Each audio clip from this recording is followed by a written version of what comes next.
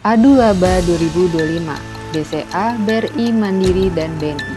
Siapa yang paling cuan? Hai Infobankers, kembali lagi bersama saya Shanandra Naila di program Break Time. Welcome back to Break Time. Di video kali ini kita akan mengulas adu kinerja 4 bank jumbo di tanah air yang tergabung dalam kelompok bank berdasarkan modal inti atau KBMI 4, yakni PT Bank Sentral Asia Tbk, PT Bank Rakyat Indonesia Persero Tbk, PT Bank Mandiri Persero Tbk, dan PT Bank Negara Indonesia Persero Tbk. Sepanjang 2025, keempat bank ini telah merilis laporan keuangannya dengan hasil yang menunjukkan tren beragam. Jika dilihat dari raihan laba bersih, siapa paling cuan? Jawabannya BCA menjadi jawara. Sepanjang 2025, BCA membukukan laba bersih konsolidasi sebesar 57,5 triliun rupiah, naik 4,9% secara tahunan atau year on year.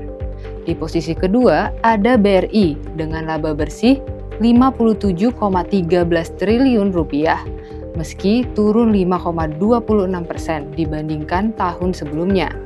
Kemudian Bank Mandiri mencatatkan laba 56,3 triliun rupiah. Sementara itu, BNI membukukan laba bersih 20,04 triliun rupiah. Lalu bagaimana rincian kinerja masing-masing bank? Kita mulai dari BCA. Sepanjang 2025, kredit BCA tumbuh 7,7% YoY, mencapai 993 triliun rupiah per Desember 2025. Penyaluran kredit ini terdistribusi ke berbagai sektor, mulai dari manufaktur, perdagangan, restoran, hotel, hingga rumah tangga. Di segmen konsumer, pembiayaan terjaga sebesar 224,1 triliun rupiah, dengan kredit kepemilikan rumah atau KPR mencapai 142,3 triliun rupiah.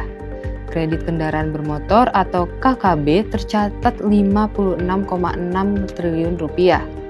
Outstanding pinjaman konsumen lain yang mayoritas kartu kredit tumbuh 9,8% YoY menjadi 25,2 triliun rupiah.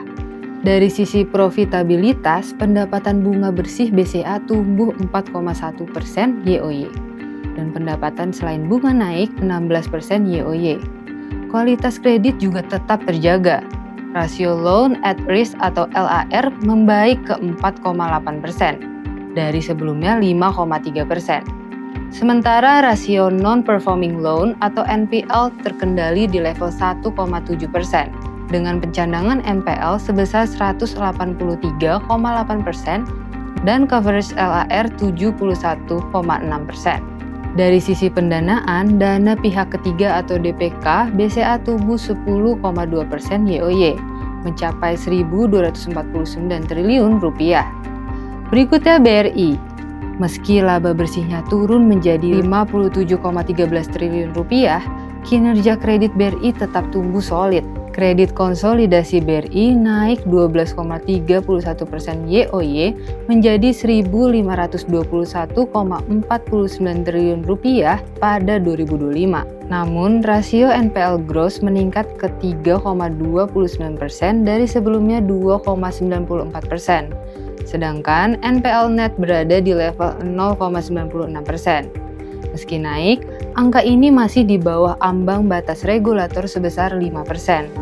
Dari sisi pendanaan, DPK BRI tercatat 1.466,84 triliun rupiah, giro tumbuh 19,66%, tabungan naik 7,93%, dan deposito meningkat 3,45%. Komposisi dana murah atau CASA mencapai 70,61%. Pendapatan bunga tercatat 207,78 triliun rupiah dengan beban bunga 57,28 triliun rupiah, sehingga pendapatan bunga bersih mencapai 150,5 triliun rupiah. Total aset BRI pun naik 7,1% YoY menjadi 2.135,37 triliun rupiah.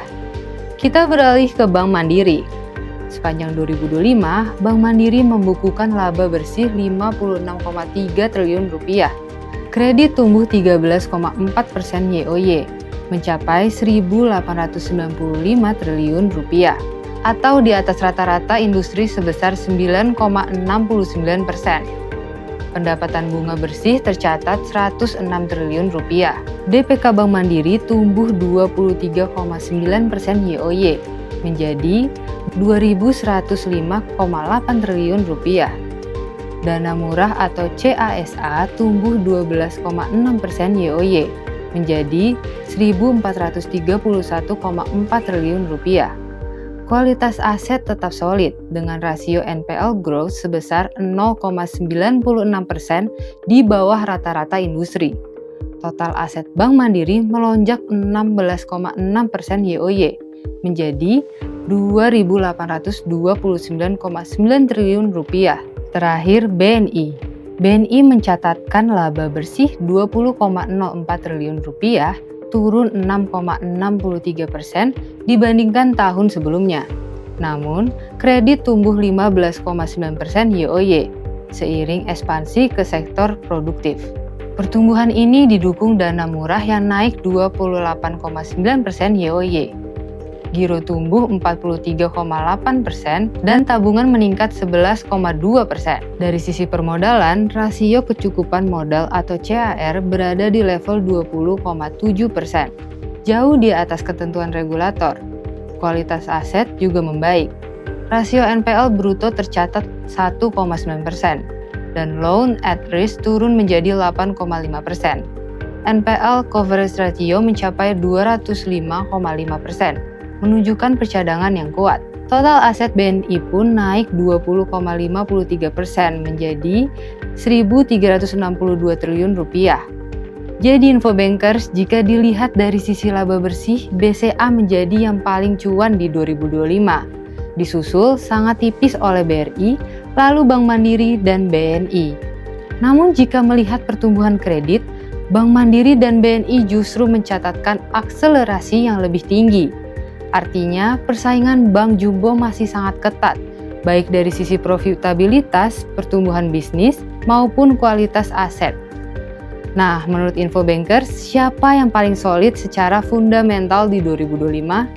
Tulis pendapat kamu di kolom komentar ya. Jangan lupa like, share, dan subscribe Infobank TV untuk update terbaru seputar perbankan, keuangan, dan ekonomi nasional. Sampai jumpa di break time berikutnya.